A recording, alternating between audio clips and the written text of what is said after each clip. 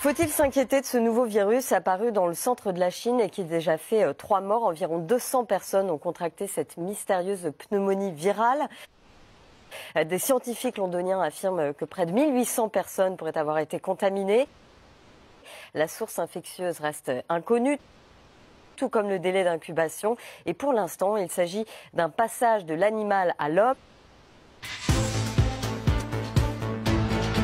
Bienvenue dans le débat sur France 24 consacré au virus apparu en Chine. Le bilan s'est alourdi, 17 morts et 444 malades. La transmission d'homme à homme est avérée. De Wuhan, dans le sud-ouest de la Chine, serait le foyer de l'épidémie. Après le Japon, la Corée du Sud, la Thaïlande, Taïwan, l'Australie et les États-Unis ont...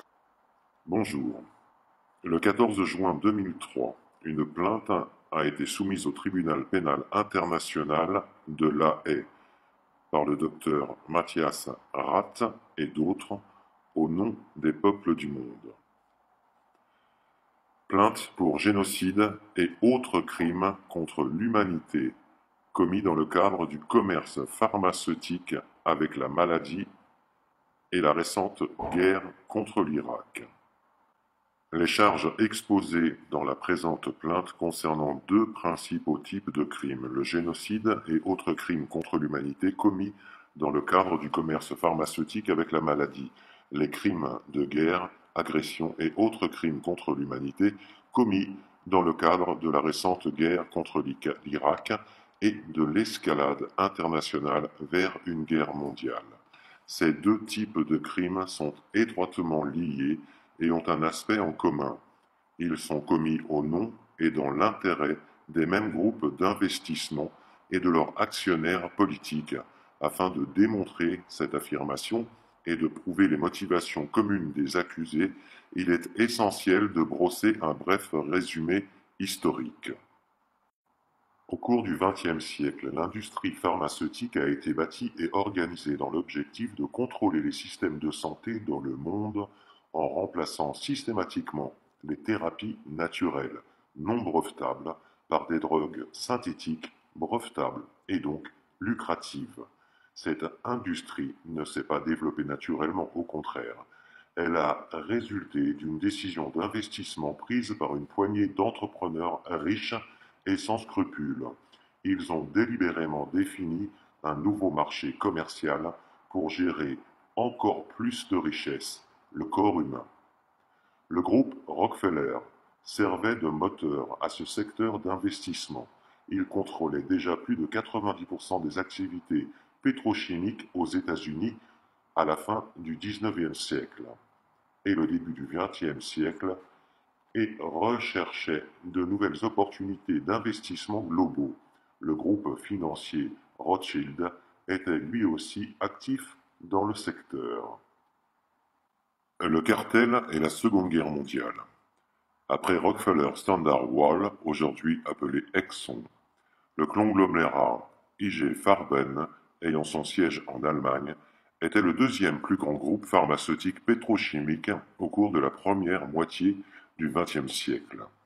Il fut le seul moteur principal de l'essor politique d'Hitler et de leur conquête commune de l'Europe et du monde. En fait, la Seconde Guerre mondiale fut une guerre d'agression planifiée, initiée et conduite à partir des tableaux de planification de IG Farben. IG Farben était la société mère de IG Auschwitz, la plus grande usine industrielle de ce cartel chimique à l'extérieur de l'Allemagne. Ce cartel puisait la majorité de ses richesses dans le sang et les souffrances des travailleurs forcés, y compris ceux du camp de concentration d'Auschwitz. IG Farben a encouragé les décideurs politiques allemands sans scrupules et les a utilisés comme autant d'instruments volontaires pour parvenir à dominer l'Europe et le reste du monde. IG Farben était l'actionnaire principal de Rockefeller Standard Oil et vice-versa. La victoire des forces alliées sur l'Allemagne nazie mit un terme au plan de IG Farben, qui briguait la première place mondiale dans les secteurs pharmaceutiques et pétrochimiques. Mais dans le même temps, Standard Oil et les autres compagnies pharmaceutiques pétrochimiques du consortium Rockefeller se hissaient progressivement comme leaders du secteur, une position qu'elles n'ont plus quittée depuis. Lors du procès contre les dirigeants du cartel IG Farben, qui s'est tenu en 1947 au tribunal militaire de Nuremberg, plusieurs de ces dirigeants ont été accusés et condamnés pour crimes contre l'humanité, comprenant des meurtres de masse, des pillages et d'autres crimes. Le tribunal militaire de Nuremberg a également scindé le cartel IG Farben en plusieurs sociétés, qui sont Autrech, Bayer et BASF. Aujourd'hui, ces trois sociétés sont individuellement plus volumineuses que ne l'était la société mère IG Farben à l'époque. De nos jours, les États-Unis et la Grande-Bretagne sont les premiers pays exportateurs de produits pharmaceutiques dans le monde. En fait, 2 produits pharmaceutiques sur 3 commercialisés aujourd'hui sont des médicaments fabriqués par des entreprises de ces 2 pays. Les fondements du commerce pharmaceutique. Les accusés sont responsables de la mort de centaines de millions de personnes qui continuent de mourir de maladies cardiovasculaires, du cancer et d'autres affections qui auraient pu être prévenues et enrayées depuis de nombreuses années. Le décès prématuré de millions de personnes n'est pas plus le résultat d'une coïncidence que le fruit d'une négligence. Il a été volontairement et systématiquement organisé au nom de l'industrie pharmaceutique et de ses investisseurs dans le seul but de développer un marché mondial du médicament pesant des milliards de dollars. Le marché de l'industrie pharmaceutique repose sur le corps humain, son rendement, sur l'entretien et l'expansion des maladies, ses gains sur la brevetabilité des médicaments. C'est ainsi que ce secteur est devenu l'industrie la plus lucrative au monde. Inversement, la prévention et l'éradication des maladies réduisent substantiellement, voire éliminent totalement, les marchés des produits pharmaceutiques. C'est pourquoi les entreprises pharmaceutiques entravent de manière systématique la prévention et l'éradication des maladies. Pour commettre ces crimes, les entreprises pharmaceutiques recourent à une multitude d'exécutants et de complices dans les secteurs des sciences, de la médecine, des masses médias et de la politique. Les gouvernements des nations entières sont manipulés, voire dirigés, par des lobbyistes ou des anciens dirigeants de l'industrie pharmaceutique. Durant des dizaines d'années, la législation des nations entières a été manipulée et utilisée pour promouvoir ce commerce avec la maladie, qui pèse plusieurs milliards de dollars au préjudice de la santé et de la vie de centaines de millions de personnes et de patients innocents. L'essor de l'industrie pharmaceutique en tant que secteur d'investissement fructueux nécessitait comme condition préalable l'élimination de la concurrence imposée par les thérapies sûres et naturelles, car celles-ci ne sont pas brevetables. Elles procurent des marges bénéficiaires réduites et de surcroît, elles permettent de prévenir et d'éradiquer efficacement les maladies en raison de leur rôle primordial dans le métabolisme cellulaire. Suite à l'élimination systématique des thérapies naturelles et à la mainmise sur les systèmes de santé de nombreux pays du monde, l'industrie pharmaceutique a instauré la dépendance de millions de personnes et de presque toutes les nations vis-à-vis de son activité d'investissement. L'industrie pharmaceutique en tant que commerce frauduleux organisé. L'industrie pharmaceutique vend de la santé à des millions de patients. Mais elle ne fournit pas de remède, au contraire, elle fournit des produits qui soulagent à peine les symptômes tout en stimulant la maladie sous-jacente, car c'est une condition préalable à ses futures activités. Afin de couvrir la fraude, ce secteur dépense un montant 2 fois plus élevé que celui qu'elle consacre à la recherche de nouvelles thérapies. Cette tromperie organisée explique pourquoi les activités d'investissement ont pu se poursuivre durant près d'un siècle derrière un écran de fumée stratégique et sous des dehors de bienfaitrices de l'humanité. La vie de 6 milliards de personnes et les économies de la plupart des pays du monde sont prises en otage par les pratiques criminelles de cette industrie. Dénonciation du commerce pharmaceutique avec la maladie. Au cours des 10 dernières années, je n'ai pas ménagé mes efforts pour démasquer la fraude organisée de la plus grande industrie d'investissement au monde.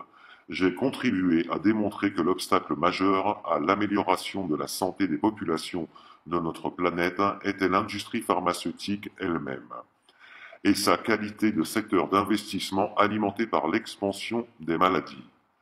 En tant que scientifique, j'occupais une position privilégiée pour découvrir la véritable cause des maladies cardiovasculaires et d'autres maladies chroniques.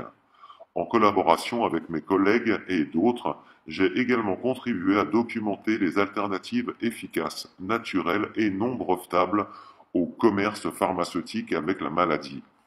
L'identification des molécules naturelles optimisant le métabolisme cellulaire permet au genre humain de prévenir et d'éliminer presque totalement la plupart des maladies communes actuelles, y compris les maladies cardiovasculaires, le cancer et beaucoup d'autres.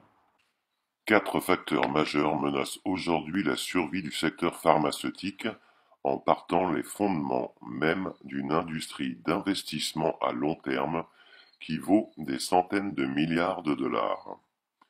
Des litiges juridiques insolubles débouchant sur une multitude d'actions en justice contre de nombreuses entreprises pharmaceutiques et portant sur la responsabilité du fait du produit. Des conflits scientifiques insolubles dus au progrès des thérapies naturelles non brevetables qui éradiquent efficacement et largement les maladies constituant le marché de l'industrie pharmaceutique.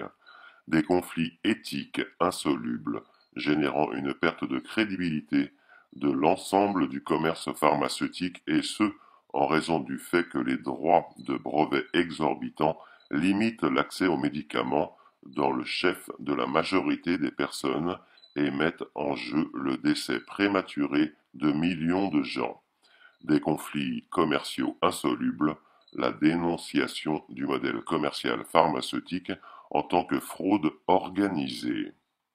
Pendant des dizaines d'années, le cartel pharmaceutique a déployé tous ses efforts pour protéger ses activités globales avec les médicaments brevetés et pour interdire la diffusion de remèdes alternatifs non brevetés et concurrentiels. Ces efforts ont été déployés au niveau international, notamment en infiltrant le Parlement européen et en trompant l'Organisation mondiale de la santé ainsi que d'autres organisations des Nations unies. La plus importante industrie d'investissement au monde étant actuellement pointée du doigt comme une industrie frauduleuse organisée, empêtrée dans des dizaines de milliers de poursuites judiciaires. Elle s'est dépêchée de stimuler la création de lois de protection industrielle immédiates et globales afin de couvrir ces crimes et de jeter les bases d'un contrôle permanent du commerce financier avec la maladie, puisant ses ressources dans la santé des hommes du monde entier. Ces lois exhaustives visant la protection des activités frauduleuses organisées ont entraîné une restriction des droits civils ainsi que d'autres mesures rigoureuses qui ne pourraient être édictées en temps de paix. La mise en œuvre de ces mesures nécessitait l'escalade d'une crise internationale, des conflits militaires justifiant délibérément l'utilisation d'armes de destruction massive et le déclenchement d'une guerre mondiale. Seule une telle situation psychologique globale pouvait permettre la restriction de droits civils, la création de lois martiales et la mise en œuvre globale de lois de protection permettant aux accusés de poursuivre leur commerce avec la maladie et d'autres crimes. Dans un tel contexte, l'industrie pharmaceutique s'est imposée comme le plus grand donateur financier de l'élection de George Bush, afin d'exercer une influence directe sur le centre politique et militaire le plus puissant du monde. Suite à l'élection de George Bush, le groupe d'investissement Rockefeller bénéficiait d'un accès direct à la Maison-Blanche et au Pentagone, et pouvaient ainsi participer à leur processus décisionnel.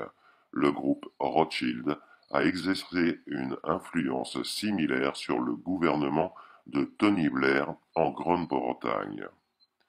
Dès lors, il n'est pas surprenant que les deux premiers pays exportateurs de produits pharmaceutiques, à savoir les États-Unis et la Grande-Bretagne, aient déclenché la crise internationale actuelle et initié la guerre contre l'Irak. La supposée nécessité de cette guerre a été présentée aux citoyens des États-Unis, de Grande-Bretagne et du monde entier sous le faux prétexte d'une lutte globale contre le terrorisme, de l'élimination de gouvernements parias et d'une croisade contre la prolifération des armes de destruction massive. Dès lors, les mêmes groupes d'intérêt et les mêmes responsables politiques coupables de millions de morts résultant du commerce avec la maladie sont aujourd'hui également coupables d'avoir risqué la vie de dizaines de millions d'innocents en Irak et d'avoir causé la mort de jeunes soldats américains, britanniques et d'autres pays.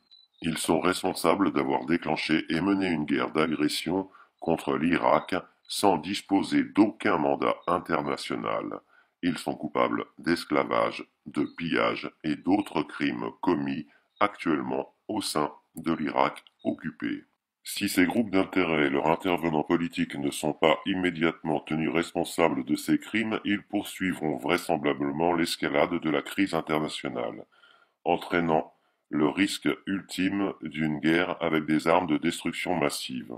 Dans cette situation critique et historique, je soumets ces crimes contre l'humanité, crimes de guerre et crimes d'agression et de génocide à l'attention du substitut du procureur général du tribunal pénal international et l'enjoint de prendre des mesures immédiates afin de prévenir d'autres crimes et, ultime désastre, une guerre mondiale.